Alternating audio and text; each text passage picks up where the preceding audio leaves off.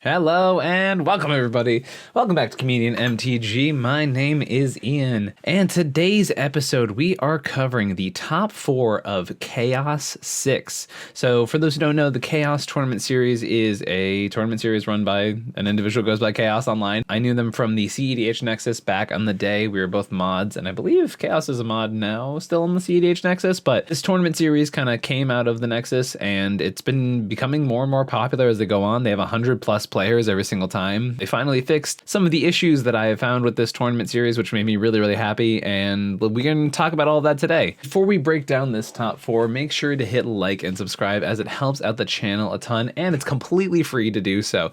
And if you're feeling super generous, go to patreon.com/comedianmtg. Everyone's help there helps this channel so much, helps me get out the tournaments, helps me create content like this, helps keep the lights on and everything continue to go and grow. So thank you so much for everyone on Patreon, and there's some amazing benefits. We were lucky enough to sell out our coaching tier, which is super awesome. So I'm super grateful for everybody who supports us on that level. And mentioning coaching, if any of you guys are interested in cEDH coaching, that is something you can hit me up on either my email, comedianmtg@gmail.com. You can hit me up on Discord or on Twitter, and I'll be happy to talk to people in any of those places. All right, without any further ado, let's jump into this video. So as I did with my last top 4 breakdown, we're going to talk about the top 16, notice any trends we're seeing in the top 16, and then we will go into detail on our top 4 deck lists. I'm going to leave the link for this deck list in the description of this YouTube video. So one of the nice things about Ka0s 6, they kind of fixed one of my biggest problems with the Ka0s tournaments, which was they extended the time period for the round. So previously it was 75 minutes with no extra turns, and I'm not sure what the exact number they chose. I believe it was 90 minutes, but they moved up the length of the round so that decks had a chance to just basically not be turbo decks all winning the games, and it was like kind of unnecessarily aggressive against certain Stax decks.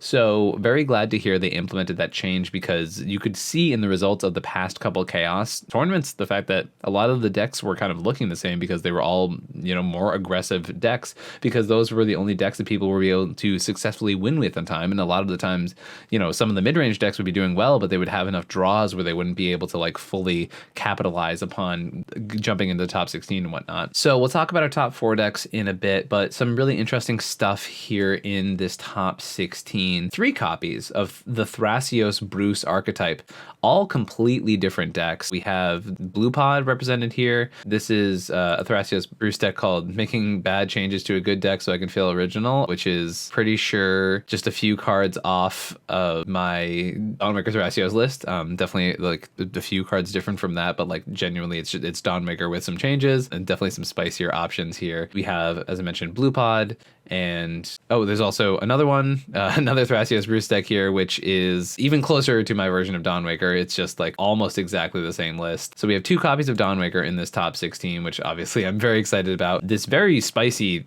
Thrasios Bruce deck, which has like Dawnmaker pieces in it, but is also playing like Pemin's Aura and a lot of cards that I'm not on, including Archon of Amiri. It's kind of like Blue Pod. It's running like Heliod Ballista combos. It's running a lot of like really interesting cards. It's running cards like Derevi. I guess it must be on Derevi for the Emil Gaia's Cradle combos, but like doesn't really have a way to assemble those combos. It's definitely a weird, spicy list for sure. It's on Hullbreaker Horror combos too, which is interesting for a deck with like only this many artifacts, but it has enough that I can see that. It's definitely a spicy Thrasios Bruce list. I don't even really know what to call this one, but it's a Thrasios Bruce mid-range list, and it's also on a bunch of wheels too. Definitely a unique deck, and definitely pretty spicy. It was able to be one of the best performing decks in the top 16, so very interesting there. We have an Icrom list, which I haven't really seen Icrom do well in like, it's been a hot minute. We have the Derevi mid-range list, which is super cool. I haven't seen Derevi do anything in a long time, and I just got done talking in the tier list video about how it's like,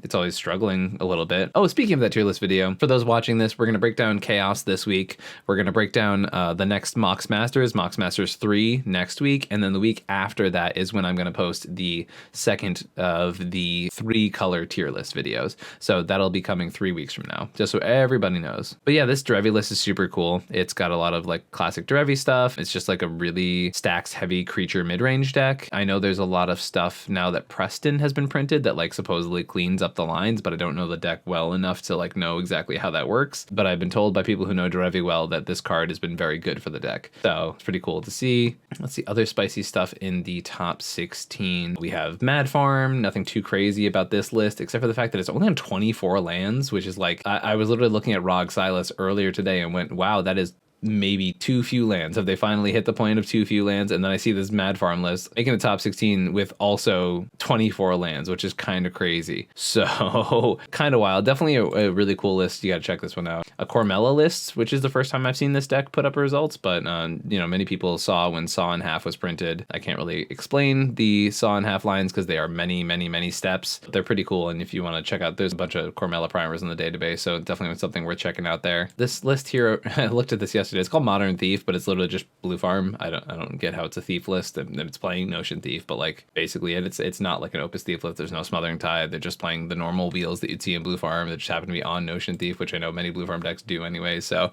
I don't know what that's all about. Oh, and then there's Clue Farm, which is really cool. So many people might know Kev of Just Kev's Will, and they're a very fun streamer, an awesome person in the community, and it's basically like blue farm with the Stranger Things commanders or the magic versions of the Stranger Things commanders, and it's kind of like if Tivit and Blue Farm had a baby, that's what this deck would be.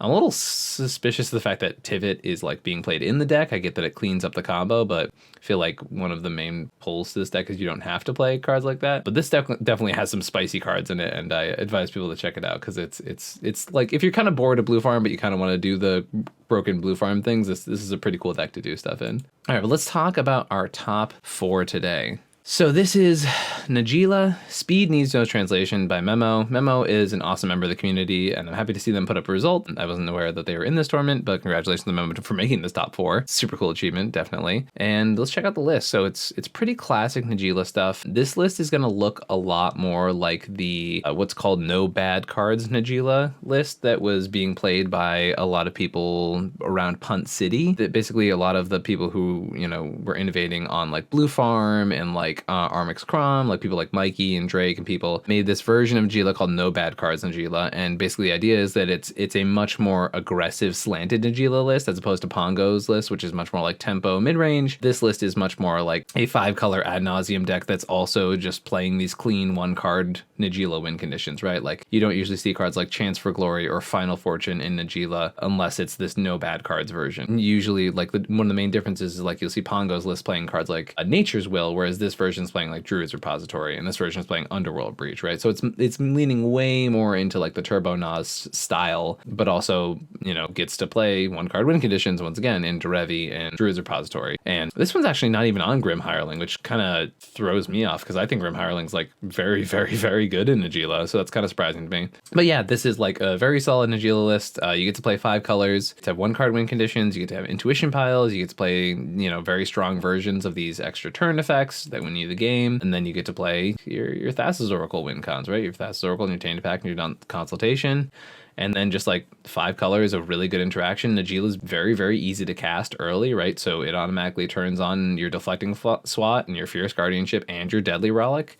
And having all of those free spells basically immediately available to you is very powerful. And so the list it does its thing. It's a very aggressively slanted Najeela list, and very interested the fact that Najeela seems to be making a comeback after it's been kind of like slept on for a little bit, which is wild to me because obviously it's a very strong deck. And then you're just playing 5 colors of all the good stuff in the format. So yeah, Najeela's very powerful. This is the, as I mentioned, the more aggressive slanted version of Najeela, and congrats on Memo on putting in a result with this deck. Just another performance by a Rocco deck. Rocco is kind of just exploded since New Capenna, right? It like Tivit and Rocco, I think, are like the 2 decks that have sort of erupted out of that set and like consistently put up results. Big fan of Rocco here. For me, every time I like go to play Rocco, I keep going like, I'd rather just play Dawnwaker because they're very similar in their play patterns a lot of the time.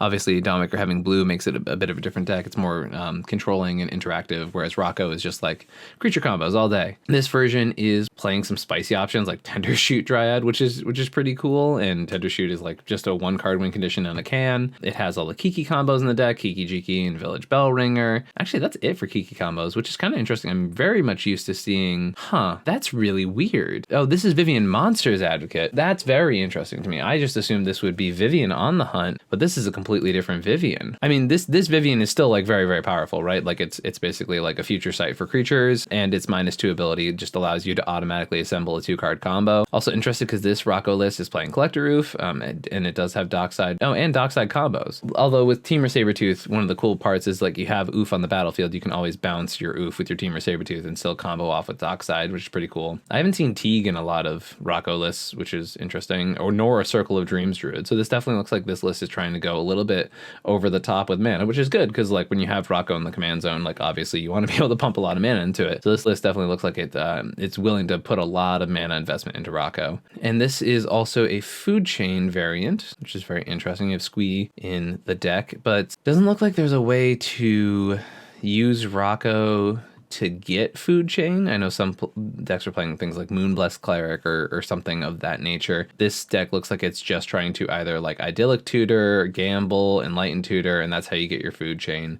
And then Rocco just grabs you the other piece. This is definitely a much Staxier version of Rocco than I'm used to seeing, right? It's playing cards like Deafening Silence and Stony Silence. Stony Silence specifically kind of give away. I've never seen a Chalice of the Void in Rocco, which is really interesting because I wonder what number you name, because even like you have a bunch of 1-drops in here, you have some 1-drops over here, you have a bunch of 1-drops over here, so I don't know if they name Chalice on 0, I guess, but that is a lot of different cards that you shut off from your own deck. I do love seeing Sanctum Prelate in a Rocco list because your list is so slanted towards creatures. That's pretty cool.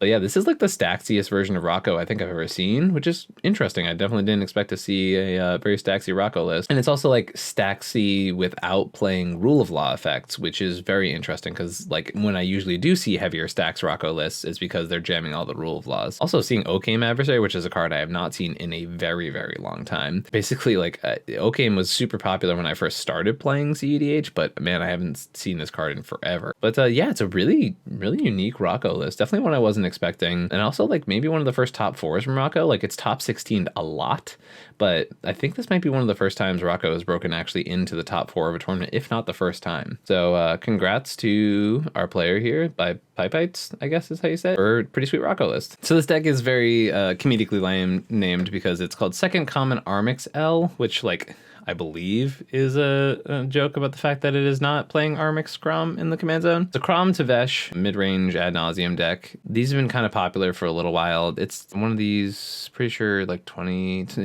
lands, which is kind of crazy for like 2 5 CMC commanders, but you know, that's just sort of the Grixis Turbo thing. Playing a lot of the usual suspects, you know, things like Ragavan, Dockside, Thoracle, Opposition Agent, Notion Thief. You get to play Displacer Kitten with this combination, which is pretty cute because you can like cast a spell, flicker your Tevesh, and then like the next 2 times you activate Tevesh is just like drawing 2 cards, and then every spell you're casting is drawing you more cards off Tevesh, which is cool because Tevesh, like when you get the Displacer Tevesh engine going, it is pretty strong. I was playing a little bit of Esper Tevesh for a while, and that combo was definitely one that was like pretty good, but also people do tend to freak out and like try and kill it as quickly as possible. But that being said, it's you know, it's pretty decent, pretty strong. Obviously Crom has proven itself at this point to be strong in the command zone, and Displacer Kitten's kind of like, in my opinion, the best reason to play Tevesh in the current metagame, right? Like as opposed to just playing Tim to Crom, it's probably like displacing your Tevesh is kind of like the thing to do, right? Nothing like too insane here. This is a Grixis Adnos list, playing your wheel effects, playing your Peer into the Abyss, Jessica's Will, like all of the good stuff. They're playing the 2-mana Final Fortune, right? Which is just kind of like expected at this point, and nothing crazy. Underworld Breach is a win condition, playing Dress Down, which is really cool with Tevesh too, because Tevesh allows you to get a much advantage even if like your opponents are like trying to do stuff with creatures on your turn. Also kind of insane to see these Deflecting Swat and Fierce Guardianship. Not insane, but like very cool to see these see play while, you know, you have these 2 very expensive commanders in the command zone. So it's definitely like clearly a very intentional choice to get out the commanders as soon as possible in this list. Apart from that, yeah, I mean, it's like it is a standard Grixis Ad Nauseam list, just with a different skin on, right? Like it's not, apart from the specific synergy between Tevesh and Displacer Kitten, like it's doing the same Grixis Turbo Nas stuff that a lot of decks are doing right now, which is, you know, not a bad thing. It's just not much to talk about with this list specifically for that reason. And this might be a bit of deja vu, but here we have by Teshu, also congratulations for winning this whole thing. We have a very aggressively slanted Najeela ad nauseum deck. Huh, that sounds familiar. One of the first things I noticed when I look at this list is that we do see the Grim Hireling. So what I wanted to do is compare the two of these decks here on Moxfield. So as we can see, the differences here are Teshu, our winner, playing Grim Hireling, Grand Abolisher, City of Traders is one of the lands, and 2 different talismans, whereas Memo is on 2 dorks, 1 different talisman, Scrubland over the City of Traders, and then Cyclonic Rift and Chain of Vapor. I'm kind of surprised to see Cyclonic Rift not being in the winning list, but clearly this deck was once again more aggressively slanted. I love that Grim Hireling's in there. I love that Grand Abolishers in there. Like if you're playing white, you want to be on your Grand Abolishers, and if you're playing Najeela, in my opinion, I think it's really hard to leave home without a Grim Hireling, but like still 2 very impressive performances, right? Like both in the top 4. And you know, once again, we just talked about the win conditions earlier, but you know, Derevi combos, we have your Druid's Repository combos, you have your Breach combos, it's an ad nauseum style deck, and you know, adding 1 more win condition in Grim Hireling, which is also like really strong against opposing Stax pieces, right? But yeah, this is just another turbo ad nauseum slanted Najeela list, right? Once again, playing 5 colors, playing some of the best interaction, Ranger Captain, Grand Abolisher, right? Grand Abolisher is a card I have trouble leaving home without if I'm playing a turbo Naz deck that has white in it, right? So it's just a lot of really powerful stuff. Najeela really enables not only 1 card win conditions, but it enables things like Fierce Guardianship, Deflecting Swat, and Deadly Relic outside of the command zone. So that's basically all there is to it. As I mentioned, very surprised to see Cyclonic Rift not in the winning list, but you know, if you're winning before that's a relevant factor, I guess that is one way to get around needing it, right? Congratulations to Teshu for this list. And a bit of a quick top 4 there, right? As compared to usual, just because 2 decks were nearly identical, and one of them is just a Grixis Adnaz list, right? Doing its normal Grixis Adnaz thing. So definitely not the spiciest top 4 we've had in quite some time, but you know, some positives out of this. Like I'm glad to see Ka0s fixing the format that they were using beforehand. I'm very glad that it is no longer the 75 minutes, no extra turns thing, because I think it was really unnecessarily warping people's perception of the metagame, which sucks because I don't like when, you know, tournaments are kind of misrepresenting what the general metagame looks like. And obviously, you know, it creates its own metagame, but still it's tough to like talk about these things and be like, okay, but this is only relevant for this one thing. So I'm glad Ka0s events are moving towards this extended time period thing. I know Mox Masters, that is going to be this weekend, is also doing well, they're specifically doing 95 minutes, no turns for the online series tournaments. And I'm not sure if this is going to be a thing with just online tournaments moving forward, or if this is just going to be a universally adopted thing. But I know the Ka0s and Eminence organizers were talking, which is kind of how we got to this point, that they're both using this new system. So big upgrade on the Ka0s system for being able to do that. Some really cool decks in that top 16. I really highly advise that people like go check those lists out, because there was some really cool stuff in there, some really unique tech. And as we mentioned in my last video, like any of the top 16 decks could be on this video, right? Like the top 16 is really the important place to recognize like this is a win and in or break it thing. Also important to recognize that Ka0s tournaments are like technically a little more high variance because of the fact that they are only 4 rounds, right? So you don't have a lot of opportunities to like prove that your deck does well consistently. You have to have basically like a 2-1-1 or like a 3-1 record to really make that top cut. So it's a very demanding 4 rounds as far as your performance in a cEDH pod, which some could argue is better, some could argue is worse. Point is, that's not really the thing for debate here. Is just to note that like archetypes are really put under the pressure of individual games a lot more than they would be in an extended long tournament, right? In a longer tournament, you have a chance to, you know, really scrape together wins, show that your deck is consistently winning. Whereas here, like you only have a couple rounds to really prove that your deck is winning a bunch. So just all things to be thinking about while you're going through that. Thank you all for joining me for this episode. Something that I also want to talk about before we wrap up here today is that we are a Dragonshield affiliate. Dragonshield is super awesome. It's a brand I've really enjoyed working alongside. It is the brand that I use to literally sleeve up every single one of my cEDH cards. All of my decks are in Dragonshield, not only outer sleeves, but in inner sleeves. And it's a brand that I'm very grateful to work with. They're being so nice and like sending me a bunch of stuff so that I can show it off here on the channel. And I had a clip of it last episode and you guys can check that out. Dragonshield's awesome. And once again, it's literally the brand I use to sleeve all my cards. If you want to check out their website, which is a great place to order Dragonshield product, I have an affiliate code code down below.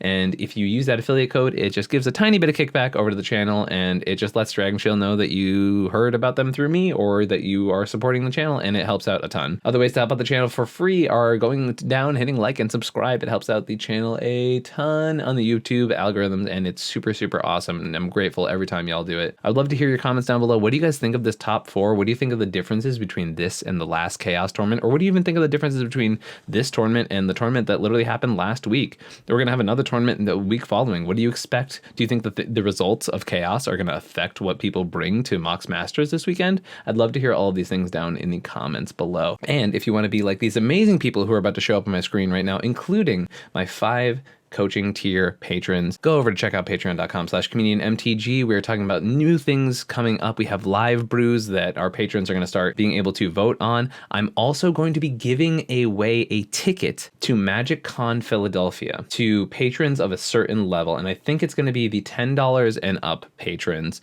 And if you are one of those patrons, one of the $10 and up patrons, within the next week, we're going to be doing a giveaway so that one of you will get a free entrance to MagicCon Philadelphia, just as a way for me to say thank you to all the people who support this channel, and it's a huge help. And it's either going to be the $10 or $5 level, and I'll make an official announcement on Discord. But genuinely, thank you so much to everyone who supports this channel, and I can't thank you enough. You all have been absolutely amazing. Without any further ado, I'll let you enjoy your week. Have an awesome one. Catch you guys next time. Peace. I can feel the blood creeping up from the heathens. Got will, got fight, got pride, got reason. If they wanna go eat, then you know I'm gon' feed them. If you're coming for me, hope you're ready for a demon. I got eyes in the back of my head, I'm seeing. Take me for granted and you know I'm leaving.